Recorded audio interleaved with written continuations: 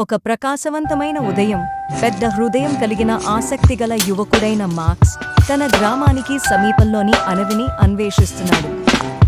అతను ఎత్తైన చెట్ల క్రింద తిరుగుతుండగా అతను అనుకోకుండా వింతైన దాన్ని చూశాడు. ఒక చిన్న, వెచ్చని, మెరిసే గుడ్డు నాచు ముక్కలు కట్టుకుంది. అది అతను ఎప్పుడూ చూడనిది. మాక్స్ దానిని సున్నితంగా తీసుకుని ఇంటికి తీసుకెళ్లి బుడ్డతో కప్పబడిన బుట్టలో సురక్షితంగా దాచాడు. కొన్ని రోజుల తరువాత బుడ్డు మృదువైన పగుళ్లతో పగిలిపోయింది మరియు ఒక చిన్న డ్రాగన్ బయటకు వచ్చింది, మెరిసే నీలిరంగు పొలుసులు మరియు ప్రకాశవంతమైన బంగారు కళ్లతో. మాక్స్ ఆశ్చర్యపోయాడు. "నేను నిన్ను లియో అని పిలుస్తాను" అని అతను విశాలంగా నవ్వుతూ గుసగుసలాడాడు. రోజులు వారాలుగా మారే కొద్దీ లియో త్వరగా పెరిగింది.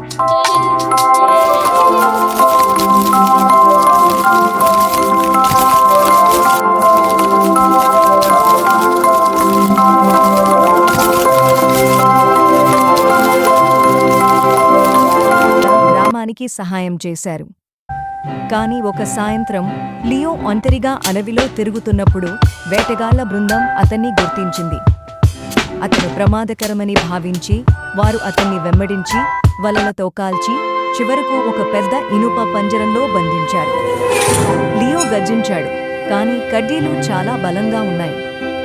మాక్స్ పగలు మరియు రాత్రంతా లియో కోసం వెతికాడు. చివరికి అడవిలో లోతుగా దాగి ఉన్న పంజరాన్ని కనుగొన్నప్పుడు అతని గుండె మునిగిపోయింది. కానీ మాక్స్ భయపడలేదు. ఆ రాత్రి వేటగాళ్లు నిద్రపోతున్నప్పుడు మాక్స్ నిశ్శబ్దంగా లోపలికి వెళ్లి దొంగ చెవిని ఉపయోగించి పంజరాన్ని తెరిచాడు. "రండి, లియో" అతను గుసగుసలాడాడు. "ఇంటికి వెళ్దాం."